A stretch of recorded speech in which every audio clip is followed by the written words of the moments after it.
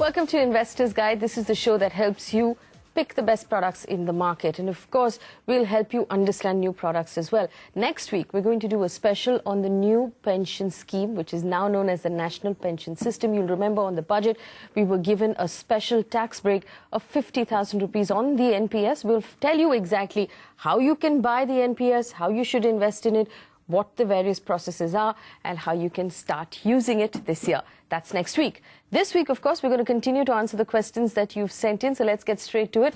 We'll first talk about whether spreading your SIPs through various dates in a month is a good way to bring down your risk. Does that strategy work? We'll take a look at the SBI Emerging Business Fund, and we'll tell you where you should invest for your retirement and, of course, to beat inflation.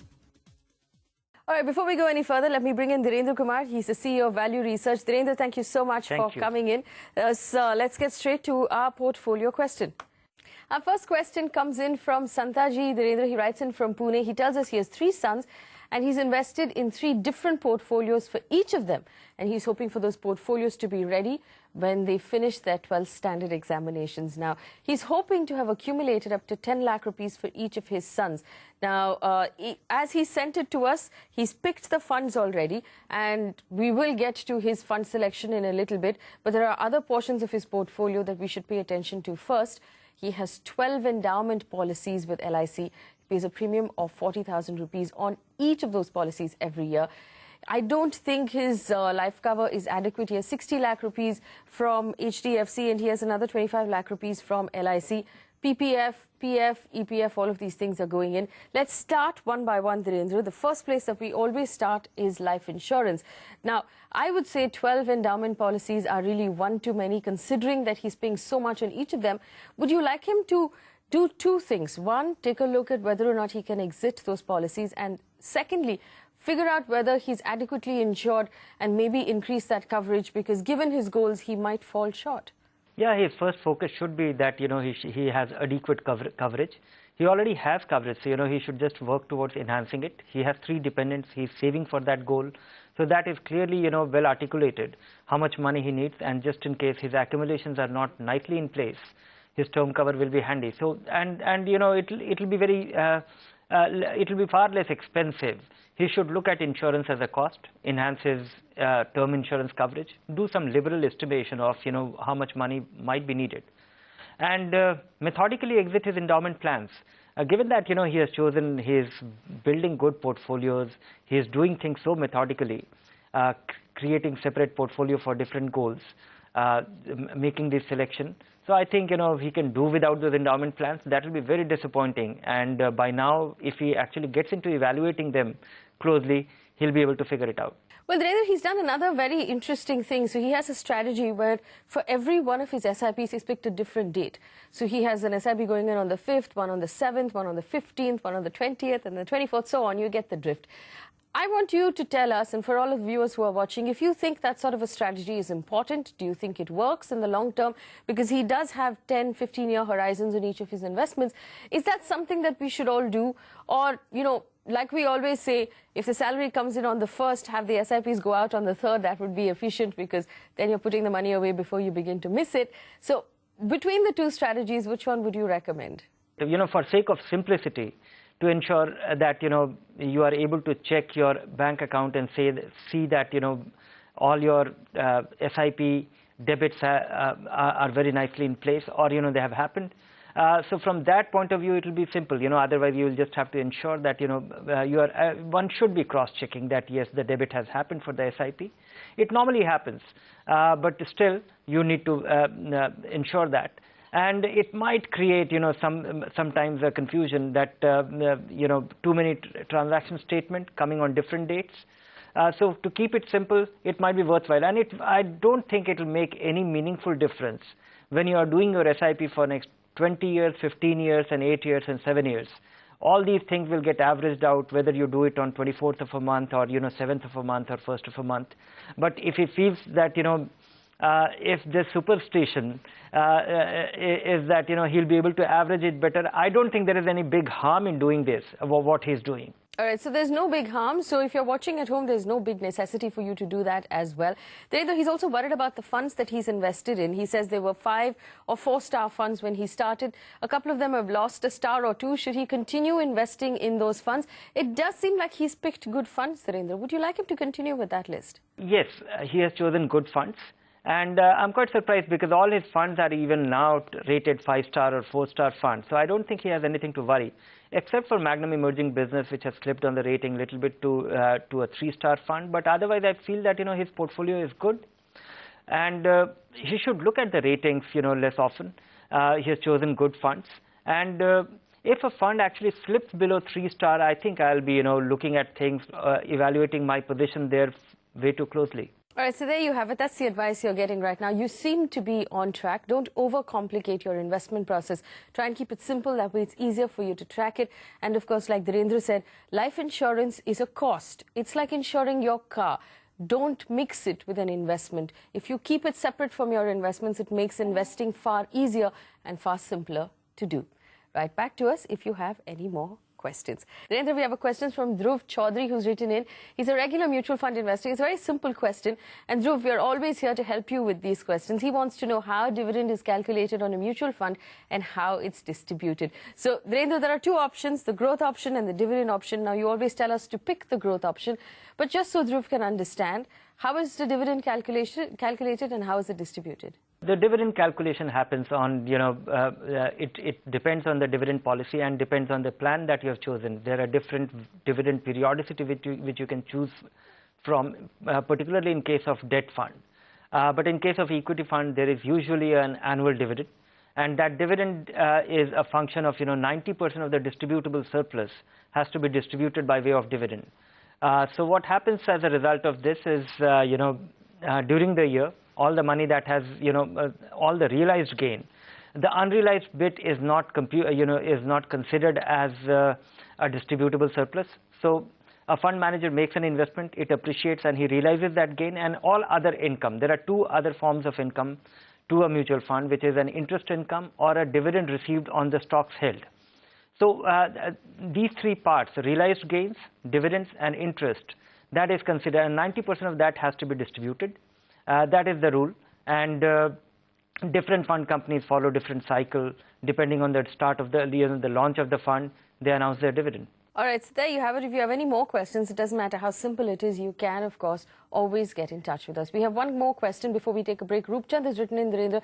He's 57 years old and he's retired. He tells us so far he's only been investing in bank fixed deposits and he earns an interest income from his investment. However, he says that puts him in the tax slab of 20 to 30% and he fears this will erode a lot of his savings and it will not allow him to beat inflation in the long term. Both very, very valid concerns. He wants to know what he should do now to invest that money to save tax and beat inflation. So he has 2 strategies here, Narendra. Either he stops using fixed deposits and uses a more, tax-efficient investment, or the interest generated from the fixed deposit can be invested in equity. Which of the 2 would you recommend he uses? No, I would like him to take a completely different view. He should look at his investments, his deposits or the scale of deposit in a more objective way. He should have deposit to the extent that it will generate income which will be enough for him to sustain, or which fulfills his income requirement. And rest of the money he should consider investing in a conservative way, in a calibrated way into equity to ensure that he is able to protect the worth of his capital. And this is the only way this is the only objective way. And the smallest way that he can do is, if he's unable to, do all this, at least start investing in the tax saving fund. If he's in the 30% tax bracket from his income, at least that part of the money, invested in the tax saving fund will have the lock-in period, and he should look at it as a long-term investment which will supplement his capital as and when his need for income rises with inflation. And of course, like we always say, make sure you have enough health insurance, especially if you're retired. That's something that you need to keep a very close eye on. If you want help on picking your health insurance policy, write to us. Our email ID is at the bottom of your screen. Coming up after the break, Narendra will stay with us. We'll review the SBI Emerging Businesses Fund. That's on the other side. Don't go anywhere.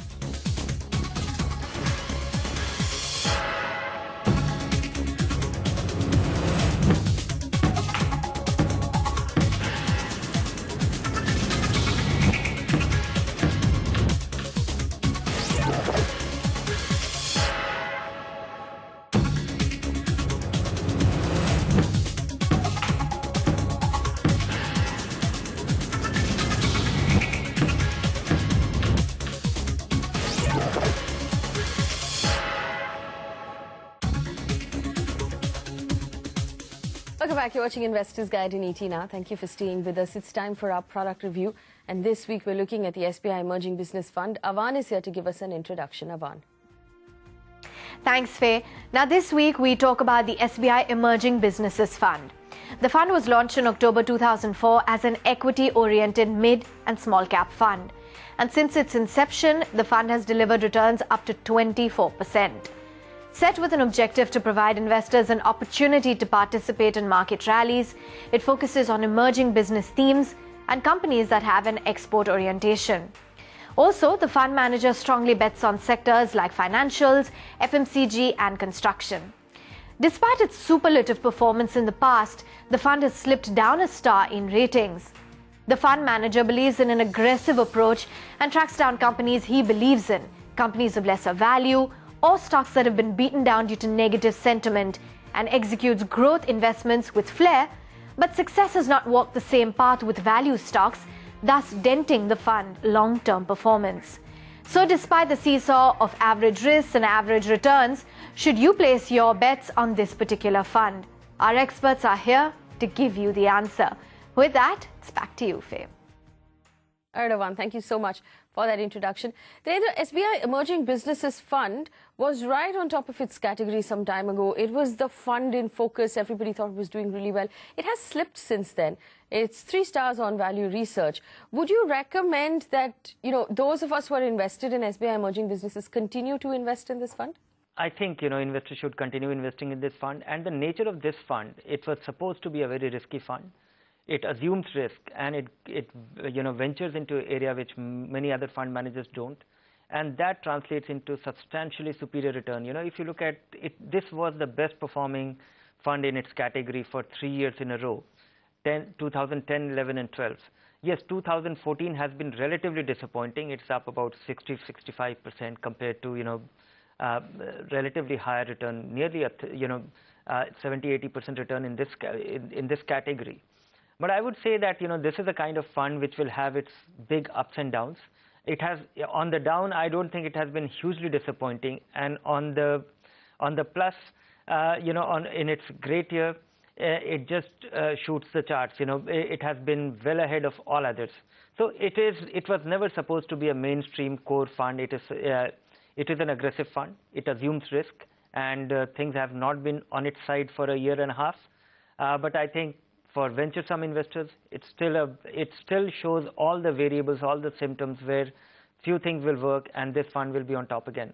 But Narendra, in all fairness, when you picked your favorite or the best funds to invest in last year, in this category, this particular fund made the list, but it did not make the list on your funds this year. Does this mean, of course, that the whole point of investing in a mid and small cap fund is to wait for that one big year? And this fund has not managed to stay on top of its category. So if we are taking on the risk of investing in a mid and small cap, wouldn't we be better off picking a fund that will make the most of a good year?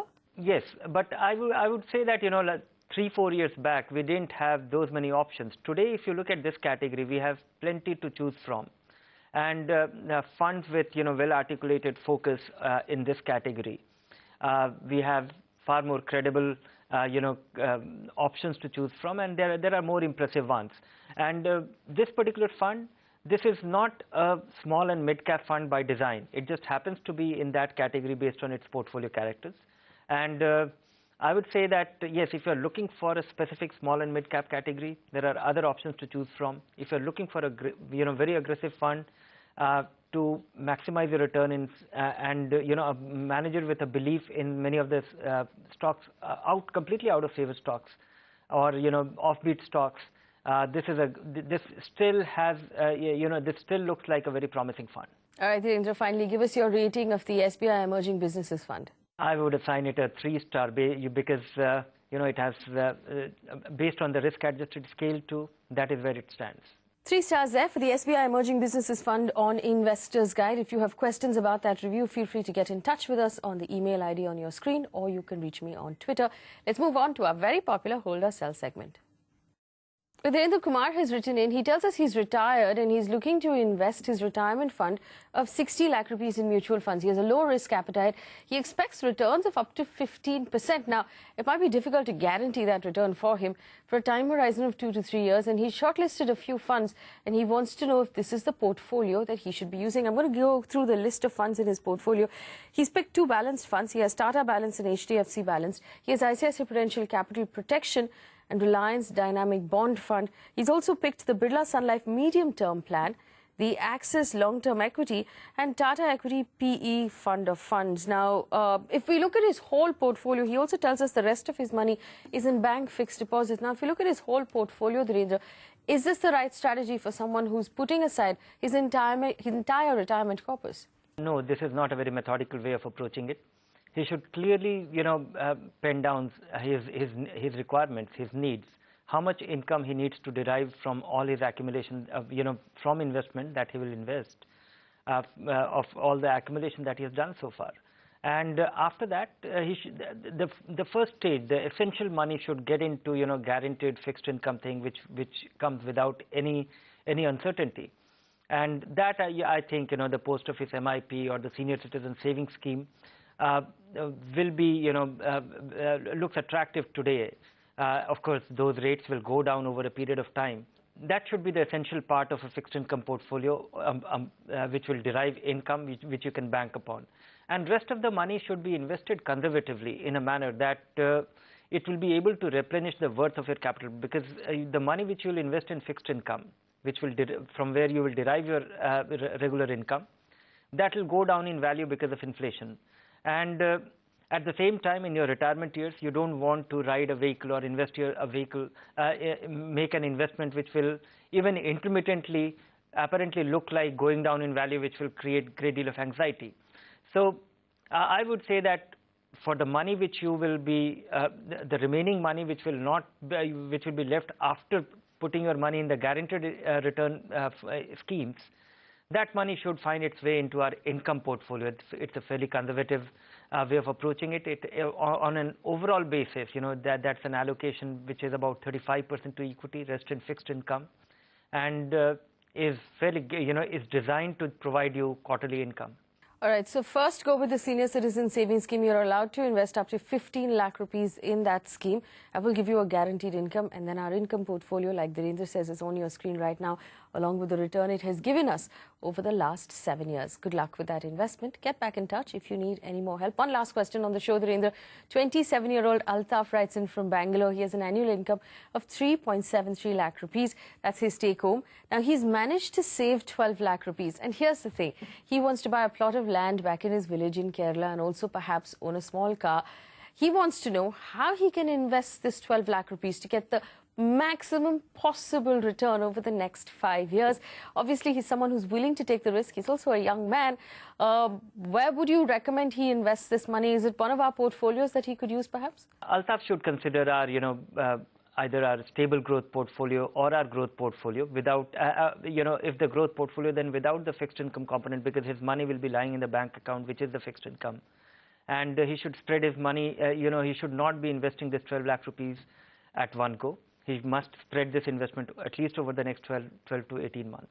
All right, so our stable growth portfolio is on your screen right now.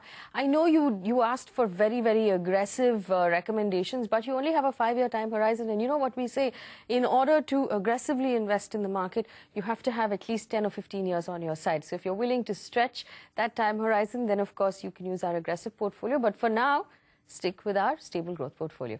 Narendra, thank you so much for coming on the show and answering all of our questions. We look forward to sitting down with you again next week in our National Pension Scheme or our NPS special. Coming up after the break, we'll tell you how you should use mutual funds to beat inflation and how NRIs should be using mutual funds as well. That's on the other side. Don't go anywhere.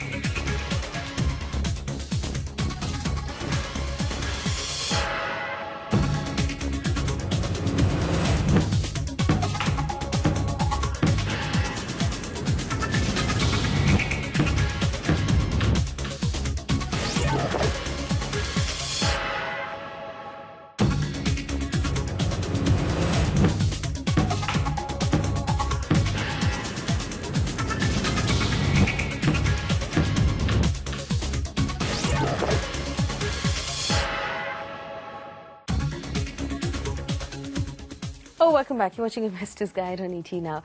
We've brought in Gaurav Mashruwala into the studio to answer your questions on your investments. Gaurav, thank you so much for joining us. Well, our first question comes in from Tarun, who writes in saying he has a target of 1 crore rupees in the next 17 years and he's been investing in monthly SIPs of 15,000 rupees in 5 different mutual funds. He wants to know how he should go about that target and is he investing enough right now, Gaurav?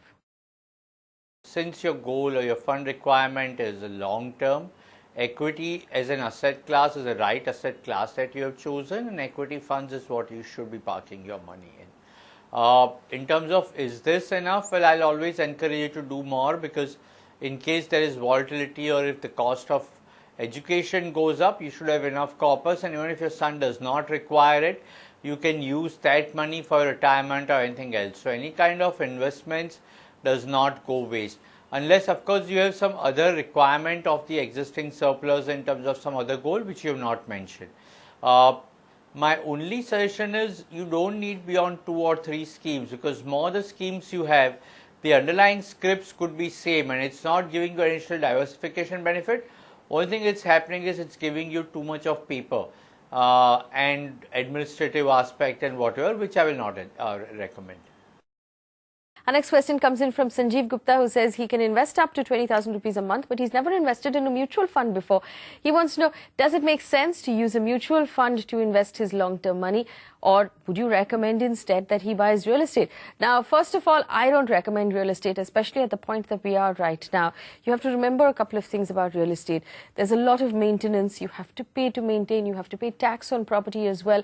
And of course, there's a lot of attention that needs to go into managing a real estate asset. None of those need to happen with a mutual fund. But Gaurav, in terms of returns, which one would you recommend between the two?